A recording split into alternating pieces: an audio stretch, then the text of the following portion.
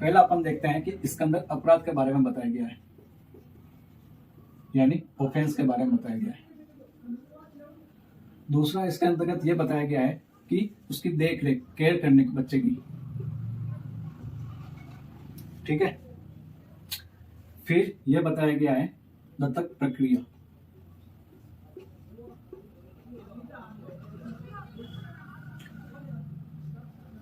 Care किस प्रकार करोगे, और एडॉप्शन।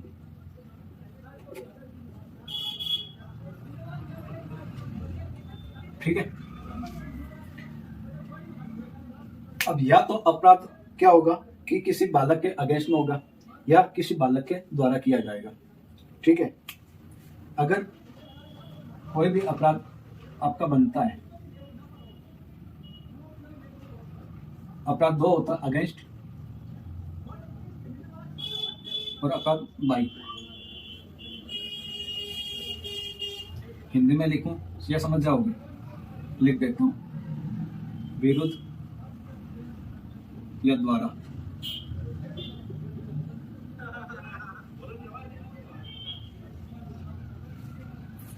जब आप कोई भी अपराध विरुद्ध करते हो, ठीक है, यानी बालक के अगेंस्ट में होता है, तो वहां पर अपने को सबसे बड़ा हथियार आईपीसी वो भी आ जाता है।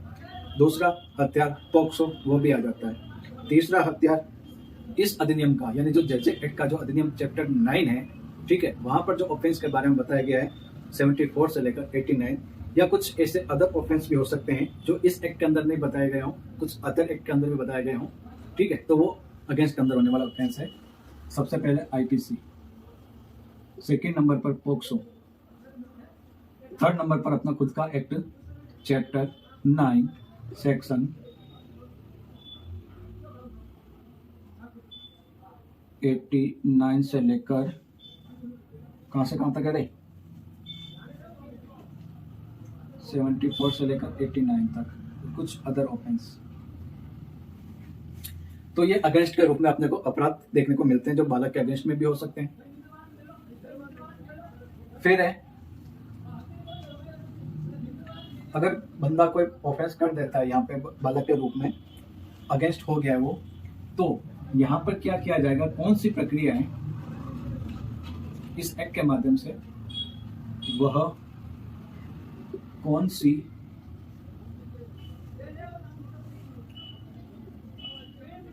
प्रक्रिया अपनाएगा। अब इस एक्ट के अंदर अपन चलते हैं, तब अपन देखते हैं कि जो जजेबी बोर्ड का गठन किया जाता है वो अपना सकता है चैप्टर 4 सेक्शन 4 से लेकर 9 तक। फिर आपका चैप्टर हो जाएगा, उसकी जो प्रक्रिया रहेगी प्रोसेस 10 से लेकर 26 तक। चैप्टर कौन सा आ जाएगा, ये थर्ड या फोर्थ है, चैप्टर 4 और ये चैप्टर 3, ठीक है। अब यहाँ पे तो आपने क्या किया, वो कौन सी प्रक्रिया अपनेगा, या तो वो जेजेबी के अंदर जा सकता है, बोर्ड गठित करेगा, उसके द्वारा किया जाएगा। कौन करेगा, तो ऑफिसर के द्वारा किया जाएगा। प्रोसीजर कौन अपनाएगा, तो वो भी ऑफिसर के द्वारा अपनाई जाएगी। तो यहाँ पे बाई हो गया, कौन करेगा, बच्चा किशोर करेगा, और यहाँ पे बाई हो गया, सॉरी बाई हो गया और अगेंस्ट में हो गया। फिर बात करते हैं अपन, अगर देख रेख के अंदर चलते हैं,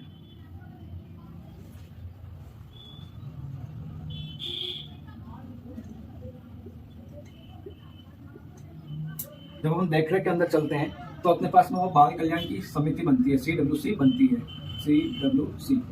चैप्टर कौन सा आ जाएगा, 5th आ जाएगा। सेक्शन कौन सा हो जाएगा, 27 से लेकर 30 तक। अब इसकी प्रक्रिया कौन सी आ जाएगी,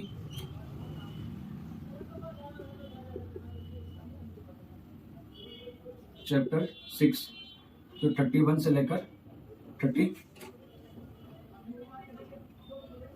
बताओ भाई कौन सा सेक्शन है, 38 तक। हो जाते हैं भाई, भूल जाते हैं, ह्यूमन बीइंग है ना। फिर अपने पास में आता है कि भाई इनका एक क्या बनाया जाएगा,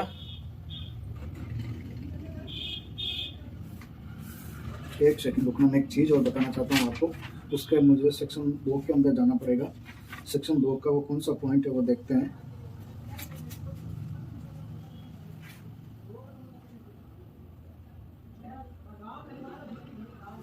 यानी जो अपन देखेंगे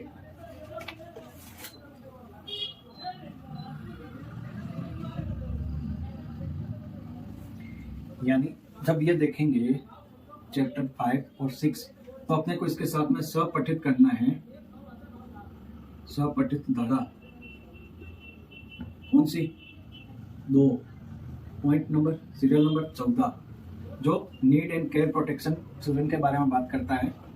CNCP child need care and protection, ठीक है। तो वहां पे उसकी डेफिनेशन दी गई है कि किस प्रकार से आपको उसको आवश्यकता के रूप में उसको देखा जा सकता है। फिर आता है अपने पास में एडॉप्शन, जो चैप्टर 8 होगा। इसके अंतर्गत कौन सी चीजें आ जाएगी? 56 से लेकर 73 तक। अब यहाँ पे अपने पास में तकरीबन सारे चैप्टर आ गए सिवाय एक चैप्टर के। अब अगर अपन देखते हैं, चाहे मैं इसके संबंध में बालक ले लूं चाहे इसके संबंध में बालक ले लूं, ठीक है, इन दोनों के बालकों को क्या किया जाएगा? आपको पुनर्वास के अंतर्गत मिलाया जाएगा। तो अपना जो चैप्टर 7 है, समाज में पुनः मिलाना,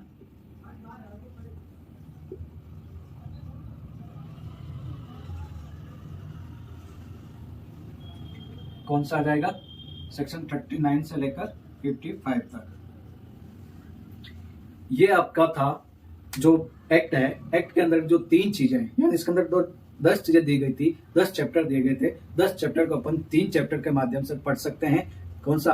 पहला हो जाएगा अपने पास में अपराध, दूसरा देख रेख, तीसरा दत्तक, ठीक है। अब अपन अपराध को देखना अगेंस्ट भी हो सकता है। अगेंस्ट बच्चे के रूप में अगर कौन सा चैप्टर अपने को पढ़ना होगा, भाई होता है कि कौन सा चैप्टर अपने को देखना होगा, और CWC देखनी होगी, प्रक्रिया देखनी होगी, स्वपठित धारा CNCP देखनी होगी, सेक्शन 214। उसके बाद में एडॉप्शन जो उसका रहेगा अपने पास में 56 से लेकर 73 तक। यहां तक आपको समझ में आया या नहीं आया वो बताइए।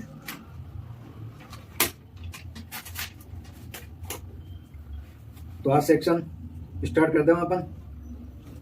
आपकी क्या राय है? सेक्शन 1 स्टार्ट करते हैं दोस्तों। अरे बोलो यारों।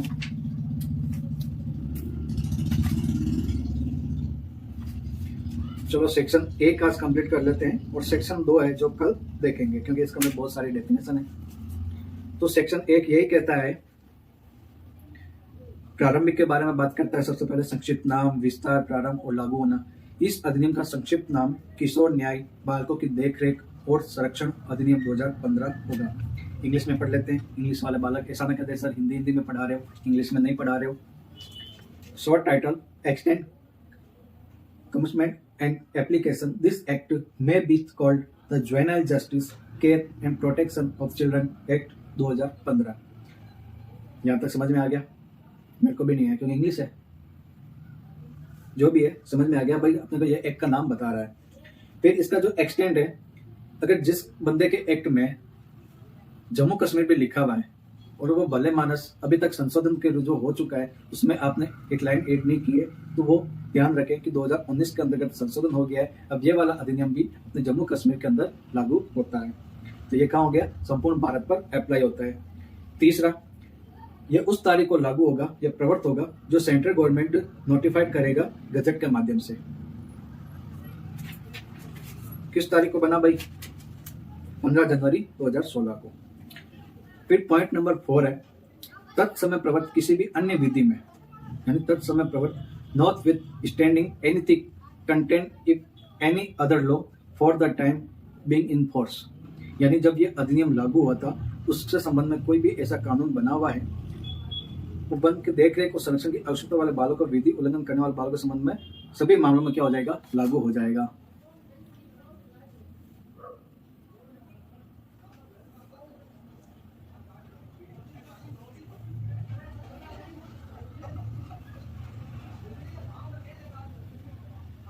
यानी जो इस पॉइंट 4 है वो ये कहना चाह रहा है कि इस अधिनियम के उपबंध, देख रेख और संरक्षण की आवश्यकता वाले बालकों को तथा विधि के उल्लंघन करने वाले बालकों से संबंधित सभी मामलों में लागू होगा, जिसके इसके अंतर्गत पहला और दूसरा पॉइंट आएगा। पहला, विधि का उल्लंघन करने वाले बालकों की अगर गिरफ्तारी करनी हो, निरोध करना, डिटेन करना हो, अभियोजन प्रोसिक्यूशन चलाना हो, या पेनल्टी लगवानी हो, या इम्प्रिजनमेंट देना हो, या उसको पुनर्वास करवाना हो, या समाज में पुनः मिलाना हो, तो ये अपराध विधि का उल्लंघन करने वाले के अंतर्गत देखा जाएगा।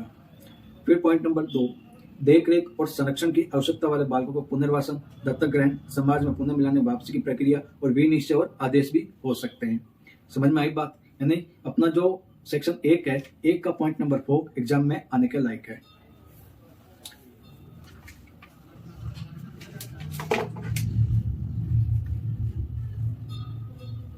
देखो कुछ चीज मैं आपको बता देता हूं, बाकी अपन कल देखेंगे।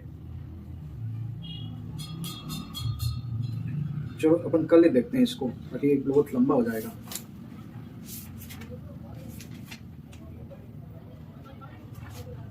ठीक है दोस्तों, तो आज के लिए यहीं तक। इसको आराम से देखना, और जो भी चीज़ मैंने लिखा है स्टोरी के बारे में या कुछ भी बताया है, उसको एक बार रिवाइज जरूर कर लेना, रेंज याद कर लेना, सेक्शन याद कर लेना। हालांकि मेरे को याद नहीं है, आप जरूर करना, मैं भी धीरे धीरे करूंगा। ठीक है, thank you so much. Never ever put me in a position where I have to show you how cruel and ruthless I can be. Don't test my patience, because I might be the kindest and sweetest person you've ever met. But once I reach my limit, you'll see me do the things that no one thought I was capable of doing.